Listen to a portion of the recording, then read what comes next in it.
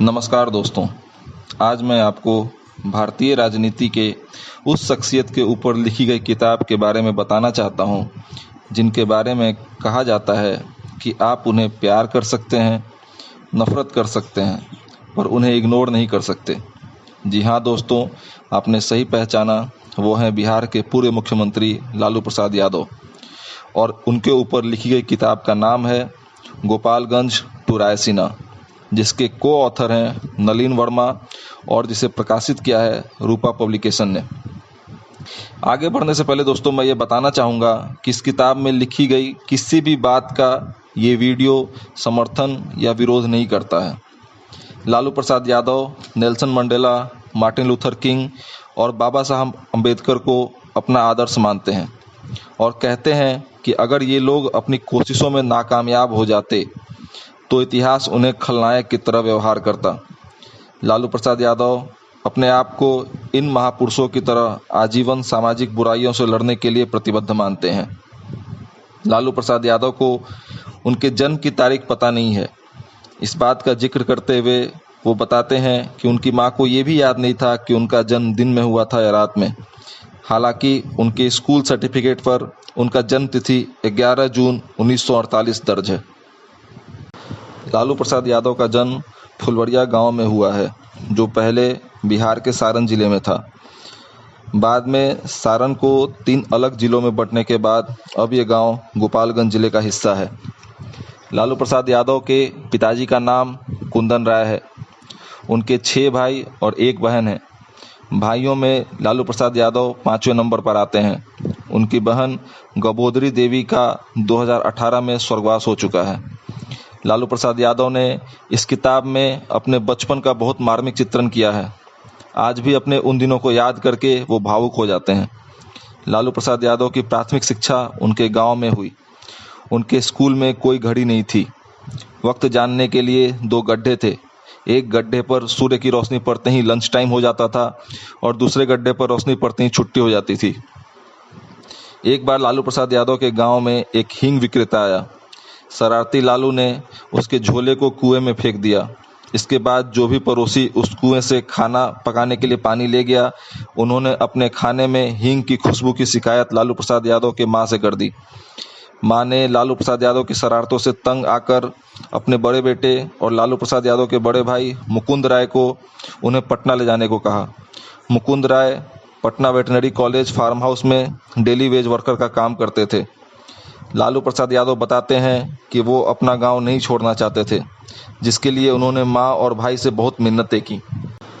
लालू प्रसाद यादव ने अपनी मैट्रिक की परीक्षा 1965 में पास की, जिसके बाद उनके पिताजी की मृत्यु हो गई।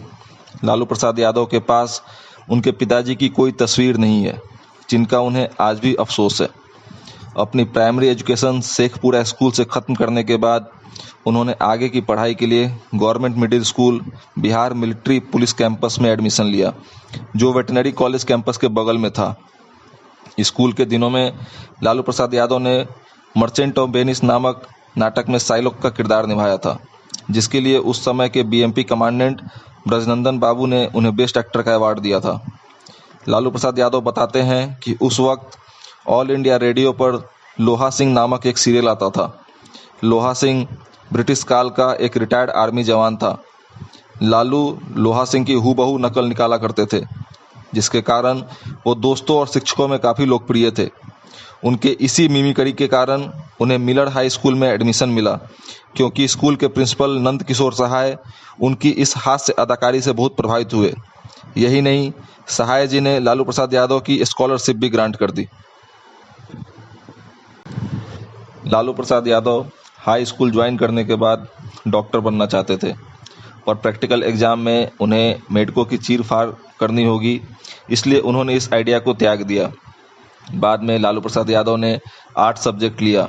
लालू प्रसाद यादव बताते हैं कि आर्ट्स के सब्जेक्ट सोसाइटी, एग्रीकल्चर, पॉलिटिक्स और बेसिक रूल्स से वो खुद को कनेक्ट कर पाते थे। लालू प्रसाद यादव ने अपने चीफ मिनिस्टर बनने के बाद मिलर हाई स्कूल का नाम बदलकर देवीपत चौधरी हाई स्कूल रख दिया, जो कि स्वतंत्रता सेनानी थे, जिनकी प्रतिमा पटना सेक्रेटेरिएट के सामने 7 मूर्ति में से एक है। 1966 में लालू प्रसाद यादव ने बीएन कॉलेज में एडमिशन लिया, जो कि उनके घर से 10 किलोमीटर दूर था और वो इसे पैदल तय किया करते थे। एक दिन लालू प्रसाद यादव ने कॉलेज की बाउंड्री पर चढ़कर गरीब स्टूडेंट्स के लिए कॉलेज प्रशासन से बस सुविधा की मांग की। उन्हें सुनने के लिए एक छोटी सी भीड़ इकट्ठा हुई। इस घटना को लालू प्रसाद यादव अपने राजनीतिक जीवन का पहला कदम मानते हैं। लालू प्रसाद यादव अपने कॉलेज के दिनों में राम मनोहर लोहिया के सिद्धांतों से बहुत प्रभावित थे। लालू प्रसाद यादव को पहला ब्रेक राम मनोहर लोहिया के फॉलोअर रामानंद तिवारी के बेटे शिवानंद तिवारी से मिला, जो युवा जन सभा बिहार के कन्वेनर थे। उन्होंने लालू प्रसाद यादव को इस सभा का सदस्य बनाया, जो धरनों और आंदोलनों को आयोजित करता था। राम मनोहर लोहिया की मृत्यु 1967 में हुई। बाद में Lalu Prasad Yadav Patna university student union यानी पुसू के जनरल सेक्रेटरी बने। 1973-74 में लालू प्रसाद यादव पुसू के प्रेसिडेंट बने।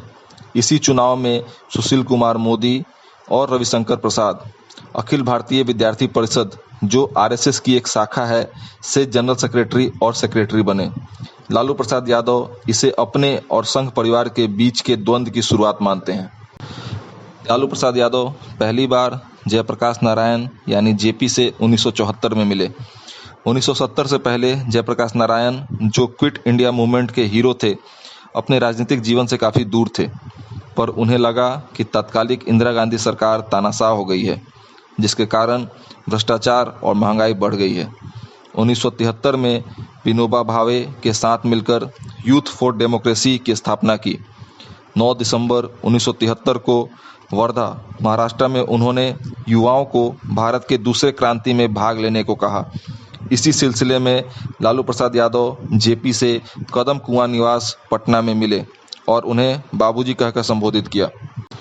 22 जनवरी 1974 को जेपी ने लालू प्रसाद यादव के कॉलेज कैंपस में अपना भाषण दिया, जिसे लालू अपने जीवन का टर्निंग पॉइंट मानते हैं, और इसके बाद उन्होंने जेपी को अपना गुरु मान लिया। जेपी को लोक नायक की उपाधि लालू प्रसाद यादव ने ही दिया था और उसके लिए लालू प्रसाद यादव काफ़ी गौरवान्वित महसूस करते हैं। लालू प्रसाद यादव की शादी 1973 में बसंत पंचमी के दिन राबड़ी देवी से हुई थी। इस घटना को याद करते हुए लालू प्रसाद यादव बताते हैं कि उनको देखने के लिए जब लड़की वाले आए तो उन्होंने लुंगी और बनियान पहन रखा था, पर छात्र आंदोलन में उनकी ख्याति देखकर लड़की वाले मान गए। शादी के तुरंत बाद वो जेपी आंदोलन में शामिल होने के लिए पटना आ गए।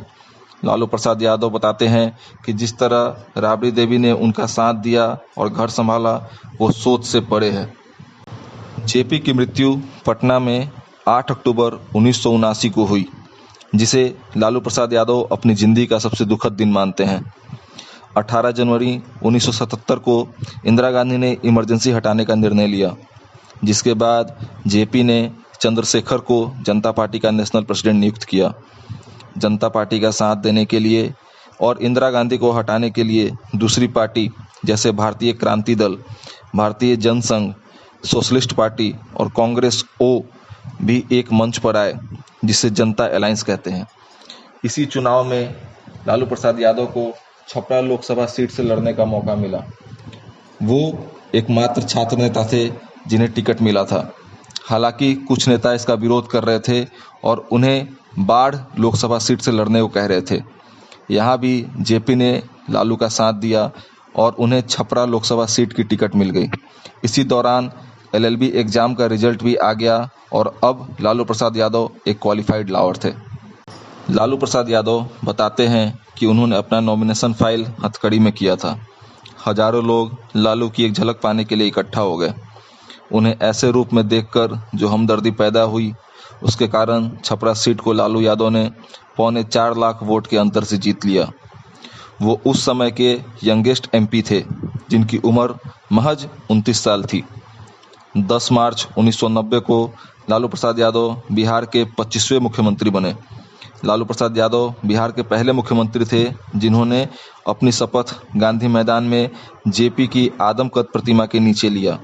लालू प्रसाद यादव को एक एनए मार्ग बंगलो मिला, पर वो वापस अपने वेटनरी कॉलेज के चपरासी क्वार्टर में आ गए। लालू यादव नहीं चाहते थे कि सुरक्षा कर्मियों से घिरे किले में आम आदमी को उनसे मिलने में परेशानी हो। मुख्यमंत्री बनते ही लालू प्रसाद यादव ने 3 निर्णय लिया। पहला, ताड़ी पर लगने वाला टैक्स खत्म कर दिया। दूसरा, 150 चरवाहा स्कूल खुलवाए जहां चरवाहे पढ़ सकें। तीसरा, न्यूनतम मजदूरी दर 16 रुपया 50 पैसे से 21 रुपये 50 पैसे कर दिया।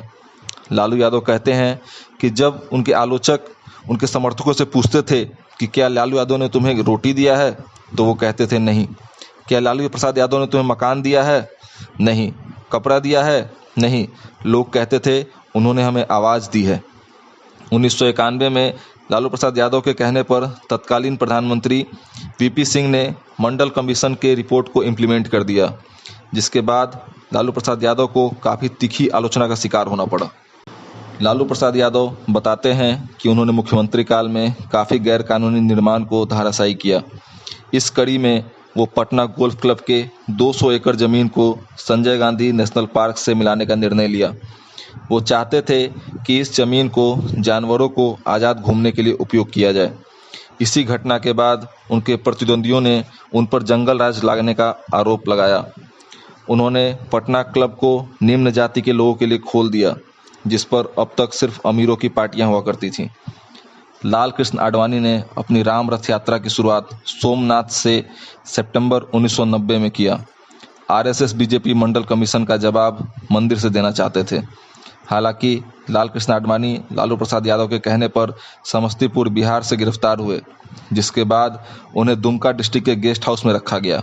यह घटना 10 अक्टूबर 1990 की है। लालू प्रसाद यादव खुद को आरएसएस और बीजेपी का दुश्मन नंबर 1 मानते हैं। 5 जुलाई 1997 को लालू प्रसाद यादव ने जनता दल से अलग होकर अपनी नई पार्टी राष्ट्रीय जनता दल बना लिया। उस समय उनके पास 21 एमपी और 137 एमएलए थे। इसी बीच लालू प्रसाद यादव पर चारा घोटाले का आरोप लगा। लालू प्रसाद यादव कहते हैं कि वो बिल्कुल बेकसूर हैं, क्योंकि चारा घोटाले की शुरुआत 1977-78 में हो गई थी और 1981-82 तक ये काफ़ी गंभीर स्थिति में पहुंच चुकी थी। उस समय जगन्नाथ मिश्रा की सरकार थी। लालू प्रसाद यादव बताते हैं कि चारा घोटाले के दौरान कोर्ट ने उन्हें जो भी आज्ञा दी, उन्होंने पूरी निष्ठा से पालन किया। वो बताते हैं कि ये सब करने के बावजूद सीबीआई के तत्कालीन ज्वाइंट डायरेक्टर यूएन विश्वास ने उन्हें गिरफ्तार करने के लिए दानापुर स्थित आर्मी यूनिट से मदद मांगी थी, जिसके लिए उन पे विभागीय कार्रवाई की गई। चारा घोटाले में घिरे होने के कारण सीताराम केसरी की राय पे लालू प्रसाद यादव ने सत्ता की कमान राबड़ी देवी को सौंप दी। राबड़ी देवी बिहार की प्रथम महिला मुख्यमंत्री थीं। उनके सत्ता में आसानी के लिए 1966 बैच के आईएएस अफसर मुकुंद प्रसाद को उनका प्रिंसिपल सेक्रेटरी नियुक्त किया गया। आरएसएस बीजेपी के लोगों ने इसे अराजकता और जंगल राज का दौर कहा। लालू प्रसाद यादव बताते हैं कि 1991 में राजीव गांधी की हत्या के बाद सोनिया गांधी ने 1997 में कांग्रेस ज्वाइन किया और 1998 में इसकी अध्यक्ष बनी। शरद पवार, पीए सांगमा और तारिक अनवर जैसे बड़े दिग्गज नेताओं ने इसका विरोध किया और अपनी अलग पार्टी बना ली, जिसे नेशनलिस्ट कांग्रेस पार्टी के नाम से जाना जाता है। लालू प्रसाद यादव कहते हैं कि जब बीजेपी के दिग्गज नेताओं ने सोनिया गांधी के विदेशी होने पर तंज कसना शुरू किया, तो वो उनके बचाव में आगे आए। उन्होंने कहा, सोनिया गांधी भारत की बहू हैं, वो भारत के एक बलिदानी प्रधानमंत्री की विधवा हैं, मैं उन पर कोई भी लांछन बर्दाश्त नहीं करूंगा।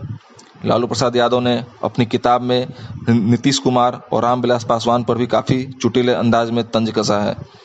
उन्होंने दोनों को मौसम वैज्ञानिक और कुर्सी कुमार कहकर आलोचना की है।